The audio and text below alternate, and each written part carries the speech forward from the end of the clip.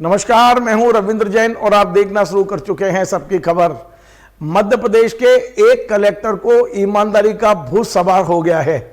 वे अपने जिले की तमाम सारी गड़बड़ियों को, भ्रष्टाचार को और कमियों को दूर करने के लिए हर संभव प्रयास कर रहे हैं और इन तमाम सारी चीजों के लिए कलेक्टर साहब सोशल मीडिया का खुलकर उपयोग कर रहे हैं। जी हां, मैं बात कर रहा हूं श्योपुर जिले की, जहां कलेक्टर है संजय कुमार। संजय कुमार को अभी 2-3 महीने ही हुए हैं चार्ज लिए, लेकिन आते ही उन्होंने अपने जिले की तमाम सारी कमियों पर चोट करना शुरू कर दिया है। मैं एक एक करके आपको संजय कुमार जी के वीडियो सुनवाता हूं, किस तरह वे अपने ही जिले की कमियों को सोशल मीडिया के जरिए न केवल उजागर कर रहे हैं, बल्कि अपने अधीनस्थ कर्मचारियों को हिदायत भी दे रहे हैं कि यदि कोई भी कमी मिली, यदि कोई भ्रष्टाचार मिला तो सीधे जेल भेजूंगा, इसके नीचे कोई चारा नहीं है। मैं सबसे पहले आपको संजय कुमार जी का एक वीडियो सुनवाता हूं। ये वीडियो उन्होंने जारी किया है श्योपुर जिले की जमीनों को लेकर। संजय कुमार का कहना है कि श्योपुर जिले में दिल्ली, हरियाणा, पंजाब सहित कई राज्यों के लोगों ने वहां जमीनों के पट्टे ले रखे हैं।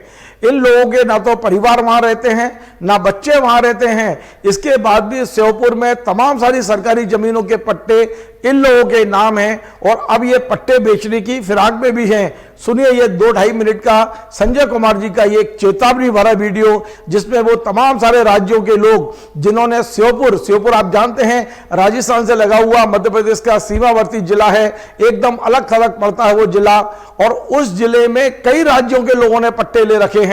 हम नहीं कह रहे हैं, ये संजय कुमार जो कलेक्टर है वो कह रहे हैं और चेतावनी दे रहे हैं वो दोनों लोगों को, पट्टे लेने वालों को भी और पट्टे देने वालों को भी। संजय कुमार का कहना है कि जिन लोगों ने पट्टे ले लिए हैं वे तत्काल श्योपुर आए, पट्टे कैंसिल कराएं, और यदि ऐसा नहीं करते तो वो उन्हें जेल जाने के लिए तैयार रहें, क्योंकि अब उन्होंने तय कर लिया है कि जिन्होंने गलत तरीके से सरकारी जमीनों के पट्टे लिए हैं उन्हें जेल भेजा जाएगा।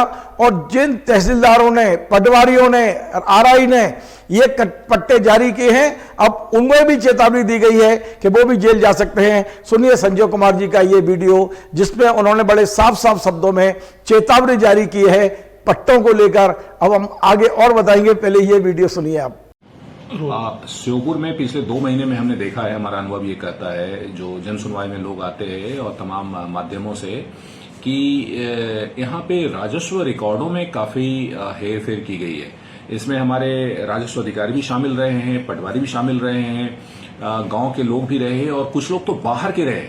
मुझे हैरत है इस बात को शेयर करते हुए कि कुछ लोग दिल्ली से, हरियाणा से, पंजाब से आ करके और यहाँ पे पट्टे बनाए, जिनका यहाँ से कोई वास्ता नहीं है। अपने बच्चों के नाम से पट्टे यहाँ पे दर्ज हैं उनके, जो गांव में कभी नहीं आया और न रहता है आज की डेट में। अब आज ऐसे लोग उनके नाम, अपने नाम से जो दर्ज पट्टे है उसको बेचने के लिए यहाँ पे फितरत करते हैं कि वो सरकारी जमीन बेच करके निकल जाएं। मैं ऐसे सारे लोगों को हिदायत देता हूं, चाहे वो दिल्ली में बैठे हो या हरियाणा में या फिर श्योपुर में या फिर कहीं पे, या जयपुर में, कोटा में या भोपाल में, इंदौर में,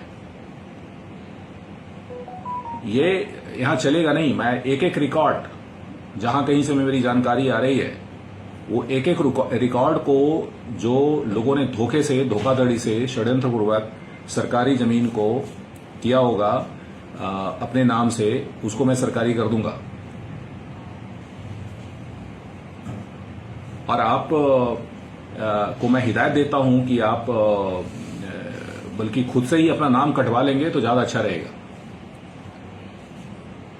ये चारागाह नहीं है। जो लोग इसमें शामिल रहे हैं, चाहे भले वो रिटायर हो गए हों, उनके खिलाफ कार्रवाई होगी।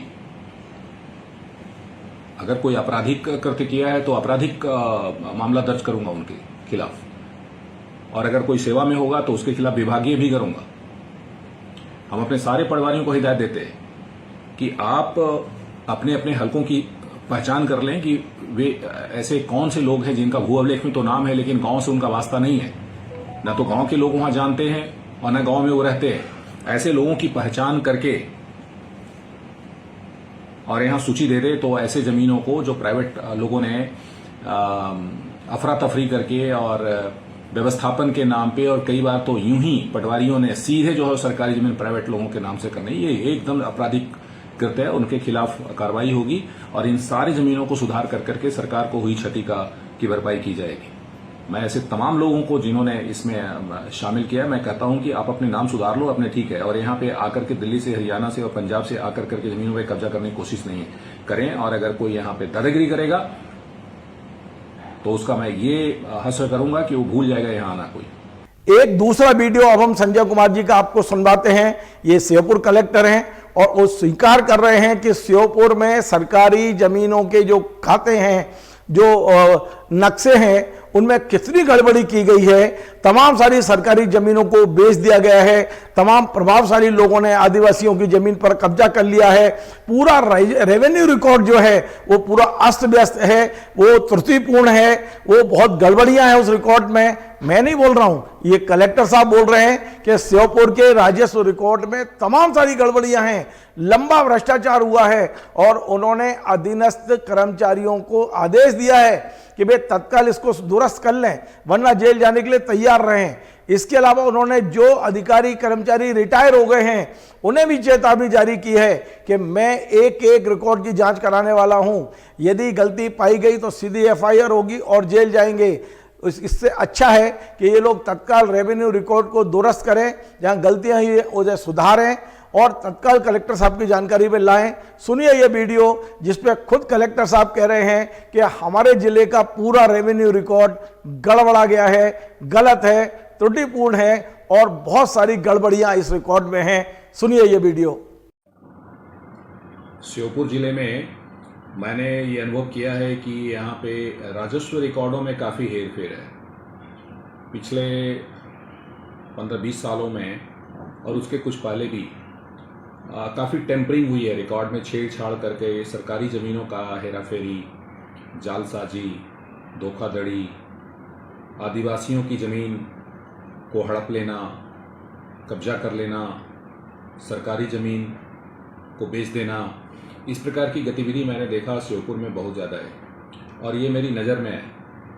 अब मैं एक एक कर करके उसको जैसे जैसे केसेस मेरे पास आते जा रहे हैं वैसे वैसे मैं सारे केसेस को जो है वो देखूंगा और इसमें से जो भी आदमी इन्वॉल्व है, चाहे वो पटवारी इन्वॉल्व है, चाहे वो तहसीलदार इन्वॉल्व है, चाहे वो आरआई इन्वॉल्व है या कोई भी अधिकारी इन्वॉल्व है, अगर जानबूझ के किसी ने गलती की है तो ये षड्यंत्र है, ये आपराधिक है और ऐसे लोग माफ़ी के काबिल नहीं हैं, क्योंकि अस्त व्यस्त हो जाता है, राजस्व रिकॉर्ड की विश्वसनीयता खत्म हो जाती है। श्योपुर जिले में एक चुनौती है कि राजस्व रिकॉर्डों की विश्वसनीयता को फिर से बहाल करें। उस पर हम काम कर रहे हैं और सबको सावधान करते हैं कि जो भी इस प्रकार से लिप्त है वो सावधान हो जाएं, आगे तो करने की हिम्मत ना करें और साथ में जो पिछले जो किया है उन सबका हिसाब करूंगा एक एक करके। अभी मैंने एक एफआईआर लॉन्च किया है जिसमें बाबू से लेकर करके और तहसीलदारों तक पे भी एफआईआर किया है। आगे आवश्यकता होगी विभागीय कार्रवाई भी करूंगा, डी करूंगा और साथ साथ में आवश्यकता होगी तो एफआईआर कर करके उनकी जो भी नियति होगी उसके हिसाब से उन्हें जेल जाना होगा तो जेल जाएंगे, क्योंकि ये ठीक नहीं है। अब हम कलेक्टर साहब का एक तीसरा वीडियो लेकर आए हैं आपके पास, जिसमें वे अपने अधीनस्थ कर्मचारियों को एक और हिदायत देते दिख रहे हैं और वो ये है कि ग्राम पंचायत हो, ग्राम सचिव हो, ग्राम सरपंच हो या तहसीलदार, पटवारी, आरआई और या आंगनवाड़ी कार्यकर्ता हो या किसी भी तरह का छोटा कर्मचारी हो, यदि उसके गांव की समस्या कलेक्टर तक आती है और उसका निराकरण गांव में होना संभव है तो ऐसे व्यक्ति पर अब दंड लगाया जाएगा। उनका साफ कहना है कि श्योपुर एक बड़ा जिला है, दूर दूर से लोग अपनी अपनी समस्याएं लेके कलेक्टर के पास पहुंचते हैं। सुबह 5 बजे घर से निकलते हैं, बस पकड़ते हैं, कलेक्टेड आते हैं, 1-1.5 मिनट कलेक्टर से मुलाकात होती है, आवेदन देते हैं, वापस लौटते हैं। उनकी समस्या जसकी तस बनी रहती है। कलेक्टर साहब ने वो ढेर बताया है जो जन समस्या में कलेक्टर साहब को तमाम आवेदन मिलते हैं। उन्होंने हिदायत जारी की है कि आप गांव की समस्या गांव में सुलझाइए। यदि ये समस्या मुझ तक आती है और मैं ये इस बात से संतुष्ट हो जाता हूं कि ये समस्या का समाधान आप कर सकते थे और आपने नहीं किया तो उस व्यक्ति के कलेक्ट्रेट तक आने जाने का पूरा खर्चा आपके वेतन से काटा जाएगा। सुनिए किस तरह वे अपने अधीनस्थ कर्मचारियों को सीधी सीधी चेतावनी दे रहे हैं कि अब गांव की समस्या कलेक्ट्रेट तक नहीं आना चाहिए, आप या तो समाधान करिए वरना अपने वेतन से अब कटवाने के लिए तैयार रहें कि वो तमाम राशि जो उस समस्या लेकर आने वाले ने खर्च की है आपके वेतन से काट के उसको दी जाएगी। कलेक्टर साहब सीधा सीधा आदेश दे रहे हैं, सुझाव दे रहे हैं, समझाइश दे रहे हैं और अधीनस्थ लोगों को कह रहे हैं कि सुधर जाओ वरना। सुनिए आप कलेक्टर साहब का ये वीडियो। मैं एज ए कलेक्टर 2 महीने से श्योपुर जिले में देख रहा हूं कि यहाँ जन सुनवाई तो जन सुनवाई, आम दिनों में लगभग 50-100 लोग डेली आते हैं हमारे पास, जन सुनवाई में 400 लोग आ रहे हैं और मैं किसी को छोड़ नहीं सकता। हर आदमी मेरे लिए महत्वपूर्ण है क्योंकि जो भी आदमी मेरे पास आता है यहाँ पे कलेक्ट्रेट में, वो कोई ना कोई पीड़ा लेके आता है, तकलीफ लेके आता है और उसके पीछे उसके कुछ चिंताएं हैं, कुछ उसकी आशाएं भी है कि यहाँ पे जा रहे हैं और कुछ हमें आज हमारी जो पीड़ा है कुछ हल्की हो जाएगी।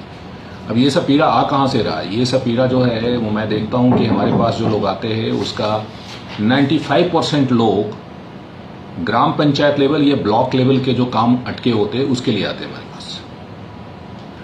अब ये सबको सोचने की बात, मैं सबको मैसेज दे रहा हूँ, खासतौर से श्योपुर जिले के जो हमारे ग्राम पंचायत स्तर पे जो काम करने वाले सेक्रेटरी है, ग्राम सहायक हैं, जो आदरणीय सरपंच जी हैं उनको भी बता रहा हूँ, जो हमारा पटवारी है, आंगनवाड़ी की कार्यकर्ता है, टीचर्स है, राशन बांटने वाला हमारा सोसाइटी का सेल्समैन है, एएनएम है, ये जो करिंदे हैं ग्राम पंचायत के लेवल पे, अगर ये ठीक काम करे तो किसी को यहाँ आने की जरूरत ना पड़े।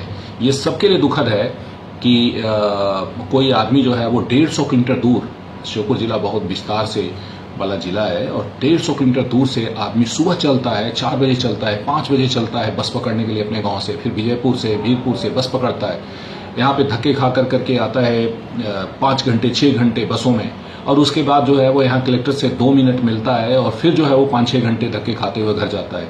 12 घंटे की जर्नी होती है, सबके लिए चिंता की बात है और मैं बड़ा दुखी हूँ इससे। श्योपुर कलेक्टर संजय कुमार ने केवल रेवेन्यू को लेकर नहीं, वहां जो स्कूलों में धांधली चल रही थी उसको भी मुद्दा बनाया है।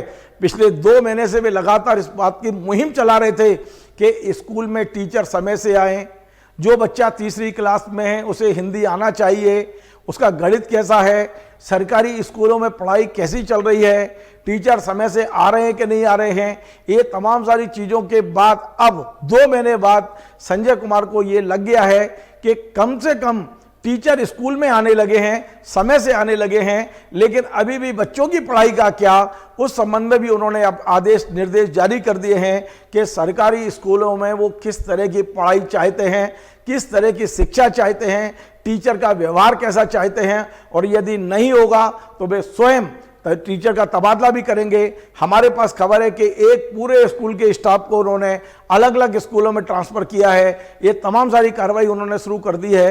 हालांकि उस कलेक्टर का आपको पीठ थपथपाना चाहिए, तारीफ करना चाहिए संजय कुमार जी की, जिस तरह वो व्यवस्था को सुधारने के लिए संघर्ष कर रहे हैं।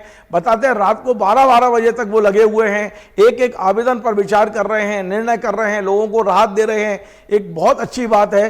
पहले आप ये सुनिए कि स्कूल के टीचरों को वो किस तरह से समझा रहे हैं कि पढ़ाई कैसी होना चाहिए।